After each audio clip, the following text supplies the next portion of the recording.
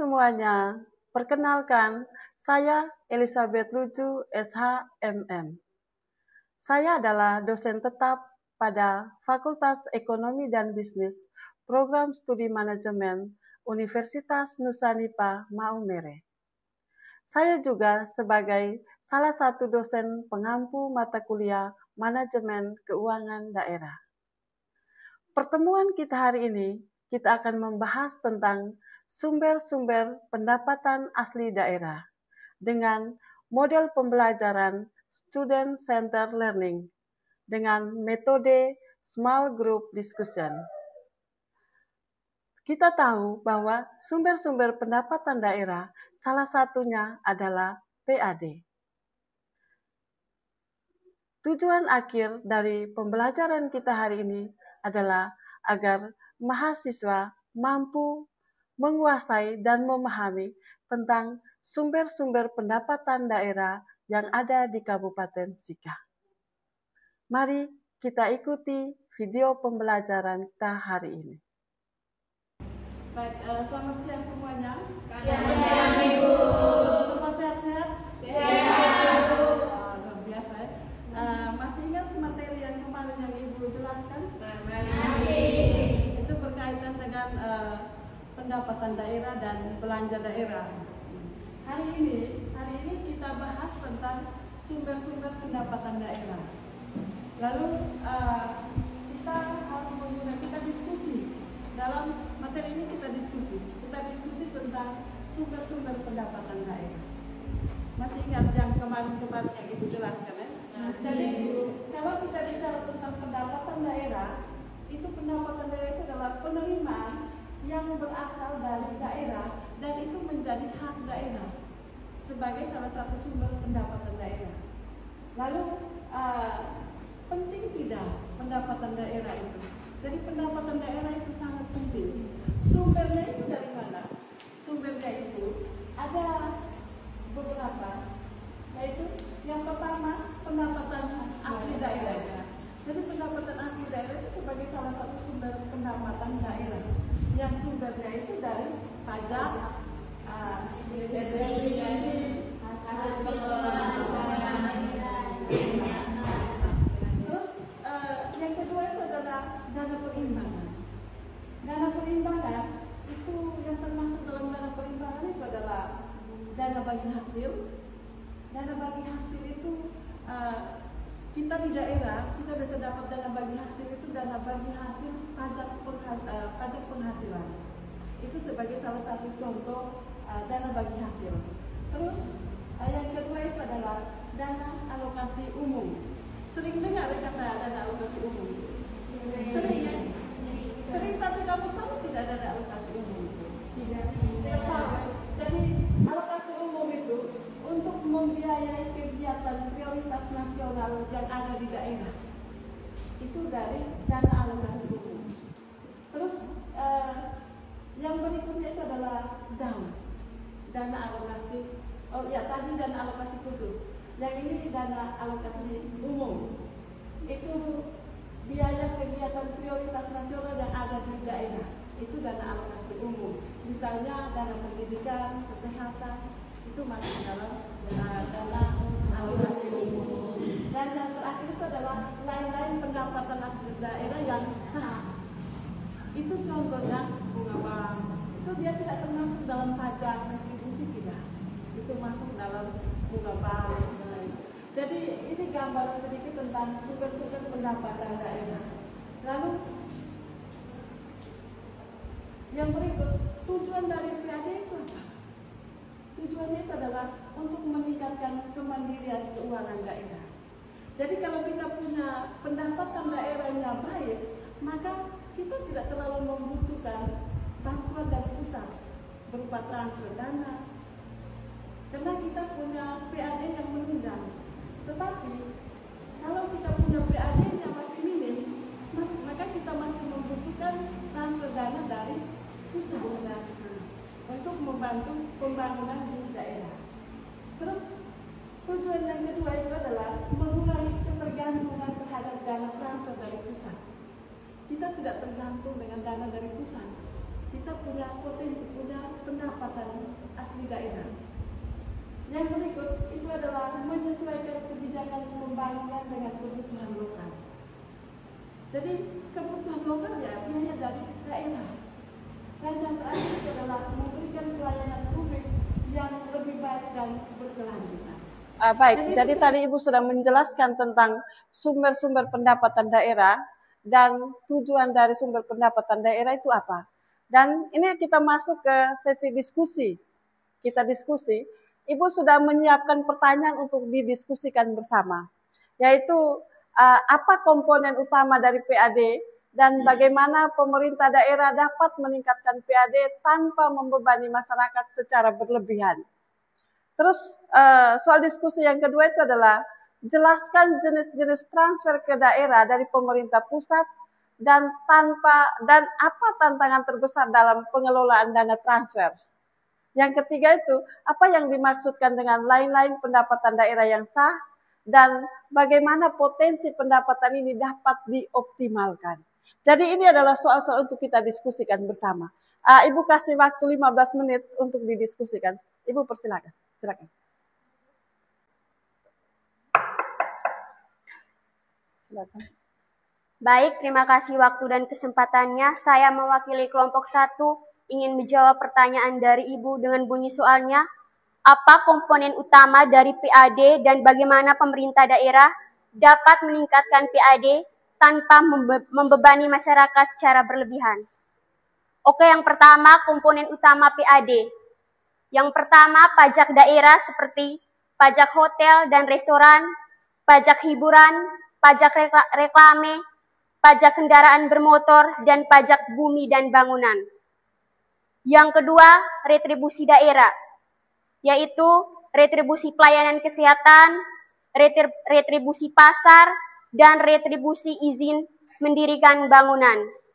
Yang ketiga, hasil pengelolaan kekayaan daerah yang dipisahkan, seperti laba dari BUMN. Yang keempat, lain-lain PAD yang sah, seperti jasa giro, pendapatan dari denda atau sanksi administrasi, pendapatan dari penjualan asli daerah. Yang kedua, strategi meningkatkan PAD tanpa membebani masyarakat, yaitu yang pertama, digitalisasi dan ekstensifikasi pajak. Yang kedua, optimalisasi aset daerah. Yang ketiga, meningkatkan kinerja BUMD. Dan yang keempat, peningkatan pelayanan publik berbasis retribusi. Sekian dan terima kasih. Jadi jawaban tadi itu bagaimana mengoptimalkan itu. Pemerintah mengoptimalkan itu dengan mengoptimalisasi aset daerah. Aset-aset daerah yang tidak digunakan, misalnya disewa pakaikan, itu salah satu cara untuk meningkatkan PAD. Terus meningkatkan kinerja BUMD. BUMD itu badan usaha milik daerah. Seperti kalau di Maumere ada, kita punya BUMD itu, PDAM itu termasuk BUMD. Itu sebagai salah satu sumber pendapatan asli daerah. Jadi itu jawaban dari soal diskusi nomor 1. Terus kita lanjut ke diskusi nomor 2, tapi kita kasih aplaus dulu untuk kelompok 1 nih, luar biasa. Baik, kita ke soal nomor 2. Silakan, ada yang sudah siap? Kalau sudah siap, silakan diskusinya. Silakan. Baik, kami dari kelompok 2 ingin menjawab jenis-jenis transfer ke daerah. Jenis-jenis transfer ke daerah dari pemerintahan pusat. Saat transfer ke daerah merupakan dana yang dialokasikan dari APBN kepada pemerintah daerah guna mendukung pelaksanaan desentralisasi fiskal. Berikut ini jenis-jenisnya berdasarkan ketentuan yang berlaku. 1. Dana transfer umum.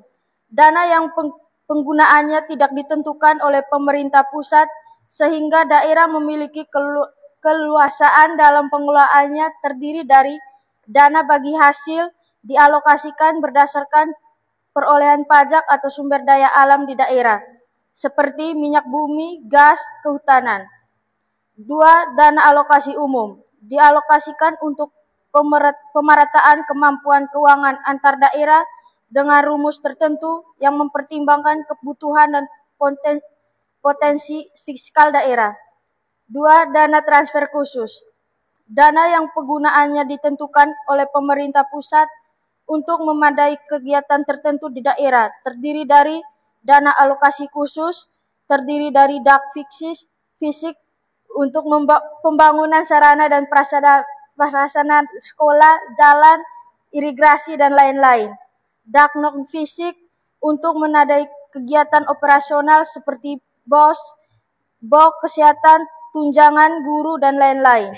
3. Dana insentif fiskal, dana yang diberikan sebagai penghargaan kepada daerah yang berkinerja baik dalam pengelolaan keuangan daerah, pelayanan publik, dan inovasi daerah. 4. Dana otonomi khusus dan dana keistimewaan dialokasikan untuk daerah tertentu seperti Papua dan Papua Barat, DI Yogyakarta. Sekian dan terima kasih. Silakan.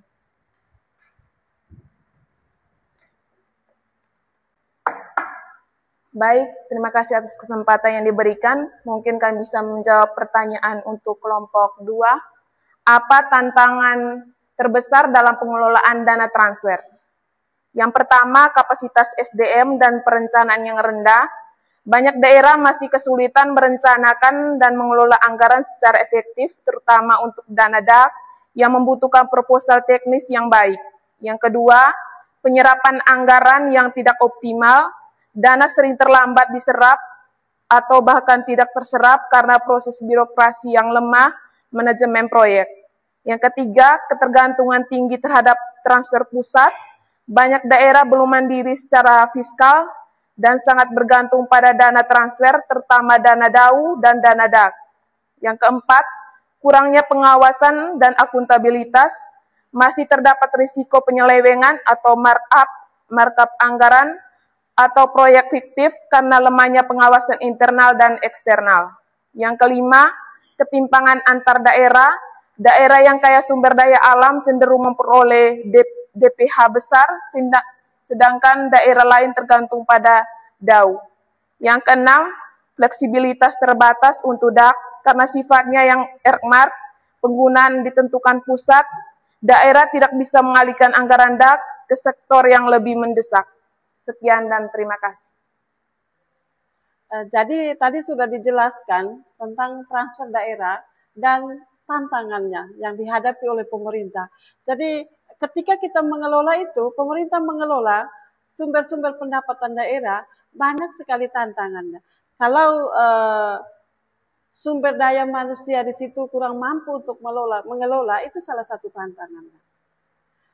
Lalu bagi hasil kita, kalau kita di sini yang bekerja gaji di atas berapa juta sesuai dengan undang-undang pajak penghasilan PPh 21 tentang ini, kita kalau kecil, pendapatan kita kecil, maka berdampak pada bagi hasil pajak penghasilan. Transfer itu termasuk salah satu jenis transfer dari pusat. Dan juga kita dalam kaitannya dengan sumber daya alam kita sangat minim, bagi hasil untuk sumber daya alam juga sangat kecil. Jadi tidak semua daerah mendapat jumlah yang sama, persentase yang jumlah nominal yang sama dalam kaitannya dengan bagi hasil. Kita lanjut ke soal diskusi yang ketiga. Apa yang dimaksudkan dengan lain-lain pendapatan daerah yang sah? Dan bagaimana potensi pendapatan ini dapat dioptimalkan dalam konteks daerah dengan sumber daya yang terbatas. Ada yang kita sudah diskusi dari tadi toh, silakan yang mau menjawab.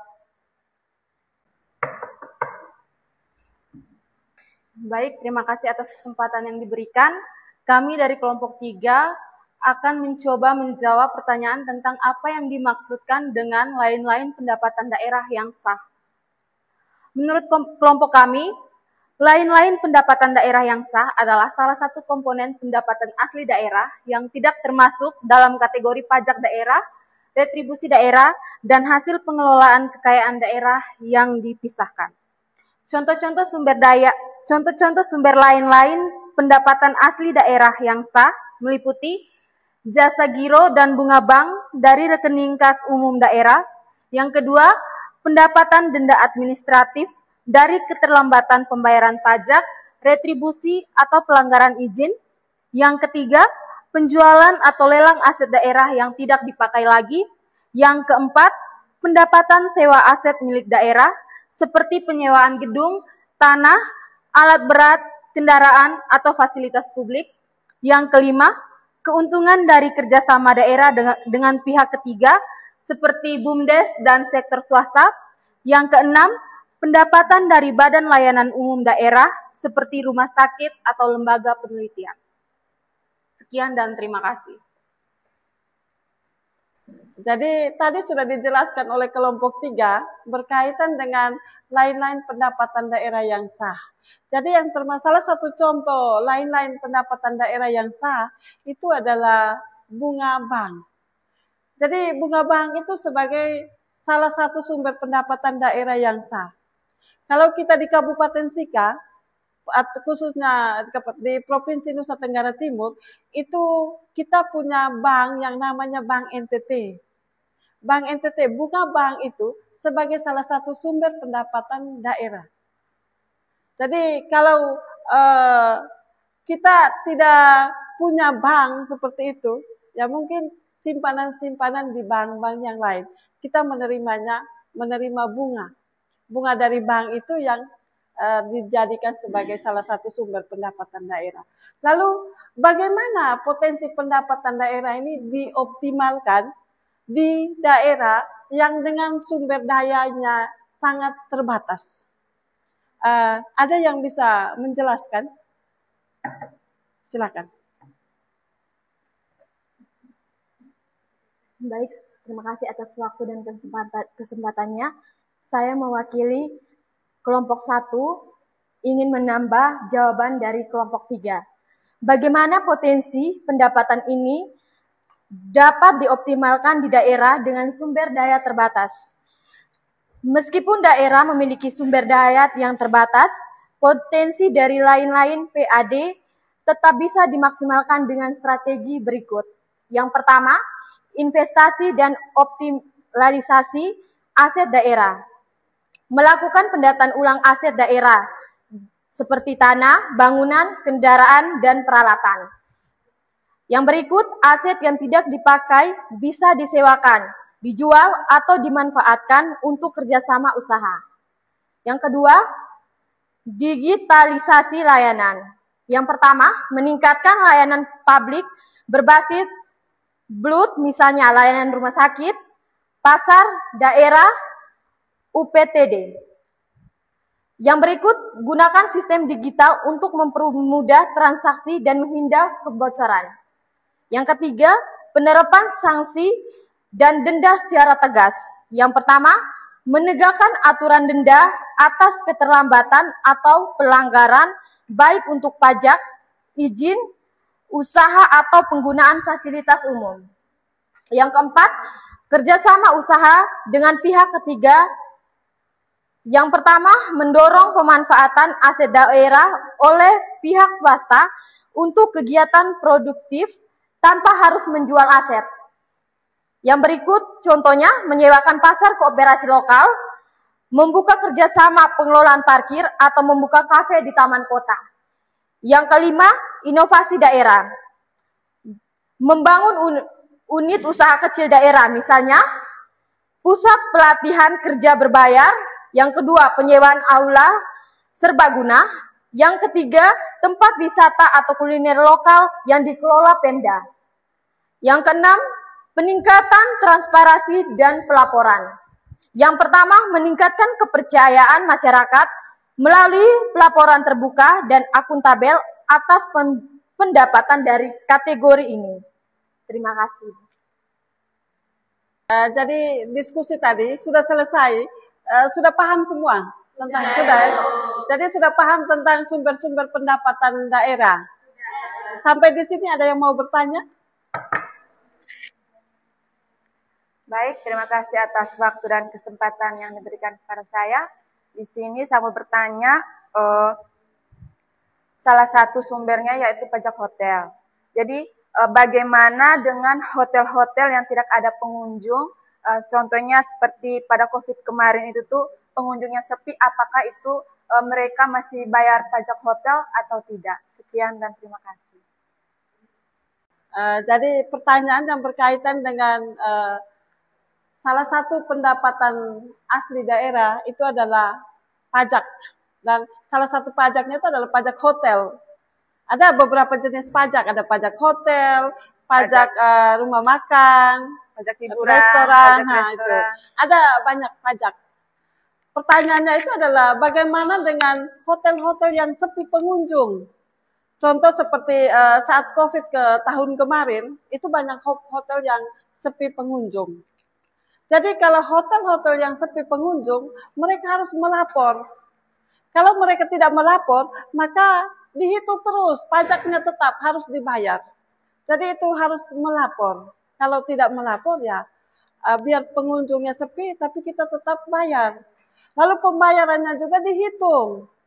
Di hotel, itu ada kelas-kelasnya. Ada kelas ekonomi, kelas VIP, VVIP, itu nominalnya juga berbeda. Jadi kalau pemilik hotel tidak melapor, ya dia harus menanggung risiko, tetap membayar pajak. Jadi mereka harus melapor. Kira-kira seperti itu ya jawabannya. Ada pertanyaan lagi atau pas? Baik. Jadi tadi kita sudah diskusikan semua tentang sumber-sumber pendapatan daerah. Jadi Ibu hanya mau membuat kesimpulan, yang perlu kamu ingat bahwa yang menjadi sumber pendapatan asli daerah, yang menjadi sumber pendapatan daerah itu adalah PAD, terus dana perimbangan, dan lain-lain PAD yang sah. Jadi materi kita hari ini sampai di sini, kita hanya bicara tentang sumber-sumber pendapatan daerah. Jadi minggu depan, pertemuan minggu depan, kita akan bahas tentang belanja daerah. Nah, jadi kita bertemu kembali minggu depan. Selamat siang semuanya. Siang.